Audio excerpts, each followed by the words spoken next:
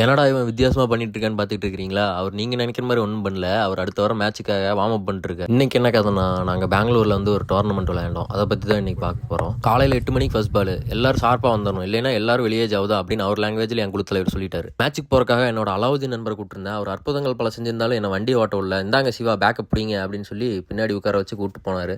பல காடுகள் ரோடுகள் எல்லாம் தாண்டி கிரவுண்டை வந்து அடைஞ்சாச்சு. உள்ள நுழைஞ்சோடனே 2 குட்டி குஞ்சான். எப்பவுமே லேட்டாக தாண்டா வருவீங்க, இன்னைக்கு அப்புறம் கரெக்ட் டைமுக்கு வந்தீங்க அந்த மாதிரி லுக்கு.